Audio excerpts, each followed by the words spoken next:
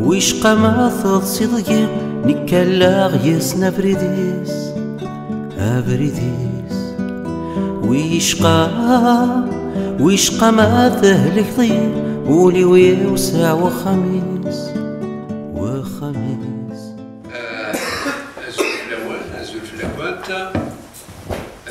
أن صوفي سوان أن صوفي نفجينا بوساقين ناس بلايد عباد هادي وينيون وساراي سوازاليس إقراص بن رمضان لا كذبن بالله تيلاوان تقراونا لا كنت تقراونا يا بن رمضان بن بالله إذا ريفوليسيون ريفوليسيون على دات مسلاي زكواسنا 54 على 162 إذا شو أنوي إذ بلاد عبان ديوان تقرايقيا يورا ماشي تكرا أيرنو غادي يتسارو يسوفون دادريسان ذا شو دي تزورا بلاد عبان دوين يغران سوسنا تسارتيس بوليتولوج إلا دوين يسان تصي خيازن يقيد تص تموسني دي توسنايا لدغا اسمي غرا كسكواس نتيتو زبان يسان خياذا مزورو للدبلومينس يرنا وايض أسوير النظام ان دي او اس كسكواس 75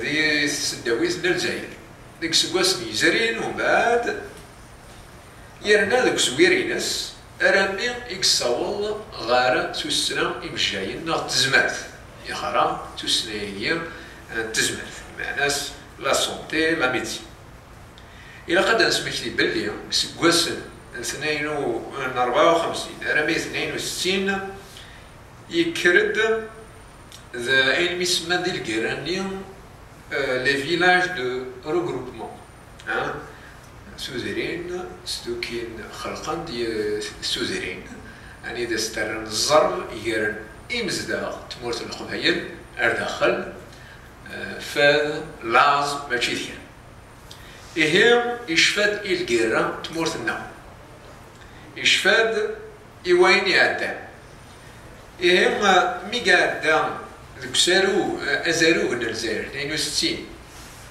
أكن بني هاكا يغرا يقوي ديمانيس يرنا سوسنايا كي تزمرت نا إمجاين أراميك سكواسن نتساين يوسا غا فرنسا يروي كنا روينا كرويا خاطر تمورتنا يشميت الربرابة مقران يقدر فرنسا دكواس ميقلا دي فرنسا أرسا يخدم ذا مجاي يسلم هذه توسنايا مجايين تزمات كان مس بلاد عباد تدينا فرنسا فرنسيس كان سوفلا كان سيماوية يكزوري حي تقريبا إيه بلاد عباد أكدنا كان بوليتولوج écrivain mais surtout médecin professeur de médecine. Il est diplômé de sciences politiques, notamment en 1973, et un DES en 1975 de l'IEP d'Alger. Et par la suite, il est devenu médecin par le biais d'une formation assez longue et professeur de médecine. Et d'ailleurs, ces dernières années, on peut dire qu'il vit en France depuis une dizaine d'années. Il exerce le métier de médecin et professeur de médecine. Mais pendant la guerre 1954-1962, il a vécu dans un village de regroupement qu'a connu notamment la Kabylie. Donc depuis quelques années, il se consacre à l'écriture de l'histoire, avec une approche, je dirais, interdisciplinaire, mais surtout une approche assez répandue d'un point de vue politique. Alors, il est auteur de plusieurs livres, dont L'Algérie en guerre à Ben Ramadan et les fusils de la rébellion, que j'ai beaucoup aimé en fait quand je l'ai lu la première fois en 2008 et que j'ai personnellement utilisé dans ma thèse, dont j'ai abordé longuement la question de la guerre. Et personnellement, je trouve que c'est une belle plume. Il a une écriture fluide. Alors, auteur aussi d'autres livres, dont le dernier, je vous laisse le soin peut-être de rappeler le titre. Alors là, aujourd'hui, il serait question en tout cas, d'une conférence sous le titre à Ben Ramadan et Ben Bella et la Révolution. À Ben Ramadan, Ben Bella et la Révolution. Dès à présent, je demande à tout le monde d'éteindre son cellulaire, s'il y a possibilité de le faire. Par la suite, après la communication de M. Ben Blaise, nous passerons aux questions, peut-être que ça va être comme hier, c'est-à-dire une question directe aux conférenciers, et laisser le soin aux autres de poser aussi leurs questions, mais d'éviter de faire de longs commentaires. مساء بان أول غارك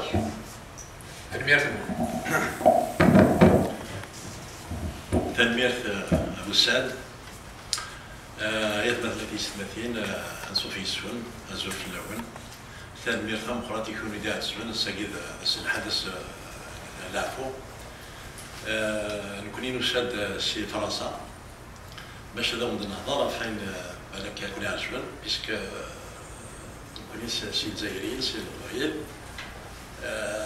نحمل اطاس مزروي خاطر باش نفهم شويه ضروري تولد في مثلنا نبغى نزور شويه عندنا مزروي تمرثنا يعني باش نفهم مزروي تمرثنا غير كنولي شويه صار خاطر الناس ديال الدنيا لو بوفوار اللي تمرثنا سكميد بالاستقلال 60 دو الثوره البوفوار كيقال من كيسيدي حلان ذنكات يحكم نكوني الا كان نوالي غير شويه دم مزروي انصر غالبا في كاس نشرا تحكم يعني اشوف هذه تحكم لك تحكم الثوره اشوف ماشي غدا سالفين تحكم اشوف ذا عسكري تحكم اشوف ماشي ذا عسكري اشوف ذا سالفين ما تشفى ماذا نفكر كان يوم مثلا سميت دي بوت في اللقاء ومن بعد قلت له je fais des petites digressions après je suis direct là-dessus اسمي دي بط في اللقاء زرا ما كيدي بط باش ندير ارسل واي ينيس نكينيو غير غادي ندير 3 كار بريزيدون نبغي غادي ندير 100% بريزيدون اولا يسال معنا ما نقعد خاطر وقال لي يسبدن سكميد سي تقرا ولا تمرتنا وني تسبدن عسكريون سكيميرني عارف ولا واستكنا نحكم 100% السكن كان 50 نغا 3 يمر نهار هذا ثوري نكوني نبغى نفهم شويه عدم مزروي باش نفهم شويه ضرب بيموت اشو في هذه المسألة ساقيم كيش بيع بس مثلا المسألة كذا رشيد بقدر المسألة في ودري ساقيم ويسيني تشوفها في بلبلا كفيل وكذب النبي خاطر رقم دعبان شتمنتيد لو كان يعني محسوب هذا مدافع شو يخدم بس يعجب على الحال ولا واش عليه عبان سي با كوم جي توجور لابيتود دو دير عبان n'est pas un temple sacré on peut critiquer un homme politique on peut le critiquer sur ses idées sur ses actions donc il est tout à fait légitime pour tout historien pour tout homme politique de critiquer un dirigeant politique et a fortiori quelqu'un comme Abban qui a véritablement marqué la révolution de son empreinte. Et d'ailleurs, on peut se poser la question pourquoi Abban est critiqué et critiquable. Parce que si je vous dis rassemblement des forces nationales dans la lutte de libération nationale, vous n'allez pas penser à Ben Mhidi. Pourtant, Ben Mhidi, c'est quelqu'un, c'est une icône de la révolution. On pense à Abban. Si je vous dis congrès de la Soumane, on ne pense pas à crime, on pense à Abban. Et on ne pense même pas à Ben Mhidi qui a présidé le congrès. Si je vous dis naissance du syndicalisme algérien, vous avez dit c'est Abban. Si je vous dis Qassaman, vous avez dit Zran, c'est Abban. Voilà. Et donc si je vous dis aussi structuration de l'ALN, de l'Armée de Libération Nationale, comme une force militaire révolutionnaire moderne, c'est Abban. Donc, à ce titre-là, Abban est critiquable parce qu'il a fait. C'est quelqu'un qui a fait, donc il est critiquable. Et on peut le critiquer parce que si je vous dis primauté du politique sur le militaire, vous ne pensez à personne, vous pensez à Abban. Et si je vous dis primauté de l'intérieur sur l'extérieur, on pense à Abban.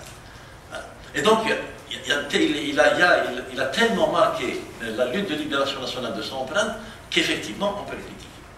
Deuxième aspect, Abban, ça il faut revenir à l'histoire du mouvement national, Abban c'est la tête qui a émergé dans le mouvement de libération nationale, pas dans le mouvement national, dans la lutte de libération. Pendant les années 55, 56, 57, Abban, c'était la tête qui a émergé. Non pas, et ça il faut que je fasse la précision, non pas que Abban voulait être le chef incontesté, c'est lui-même qui a instauré la collégialité. Il a dit il faut abolir le culte de la personnalité, il faut abolir le zaïmisme. Donc l'instance qui a émergé du Congrès national, c'est une instance collégiale, le CCE, comme ça il sait. Voilà, donc c'est pour ça qu'Abban est critiquable, non seulement parce qu'il a fait beaucoup, mais c'était la tête qui émergeait. Or, l'histoire du mouvement national, il jette l'aïv, salir. Est-ce que tout le monde comprend le kabyle dans la salle? On peut de temps en temps mélanger quelques mots, on peut parler en kabyle, tout le monde comprend? Oui, c'est vrai. Voilà. Donc il jette l'aïv, salir.